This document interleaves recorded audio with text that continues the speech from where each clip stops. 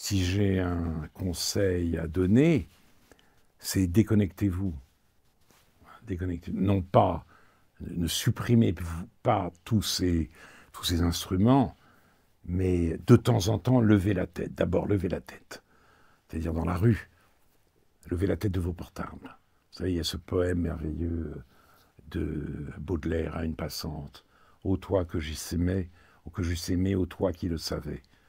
Donc, des regards se croisent. Mais comment flâner dans les rues? On ne croise plus les regards, puisque tout le monde téléphone ou est rivé sur son portable à faire ce qu'on appelle, je crois, du scrolling. Dans les rues, dans les salles d'attente, dans les autobus, tout le temps, partout. Alors en plus, c'est très difficile de croiser avec insistance le regard d'une femme, parce que ça relève déjà du harcèlement, mais cela mis à part, oui, il faut quand même lever la tête pour regarder le spectacle de la rue, pour évidemment échanger, même silencieusement, avec les autres, et puis aussi pour se donner le temps de la lecture, si vous voulez.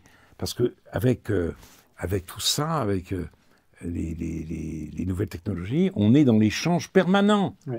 Mais la lecture, c'est pas tout à fait un échange. Une lenteur. C'est une réception. On accueille silencieusement. On n'interrompt pas son vis-à-vis. On ne le commente pas. Alors, quelquefois, on souligne. Bon, c'est vrai, je souligne les livres, je les abîme, j'ai vraiment besoin de les souligner. Dès qu'il y a une phrase que j'aime, d'ailleurs, parce que justement, c'est dès qu'on lève la tête, on se dit, ah ben oui, ça c'est très beau. Voilà. Mais justement, on laisse entrer en soi la parole, l'écriture d'un autre, et c'est un moment délicieux, un moment silencieux. Et voilà. Et alors que le silence des échanges informatiques, c'est plus un silence, c'est tout à fait autre chose. C'est du bavardage. Et donc voilà, je n'ai pas à donner des conseils de lecture.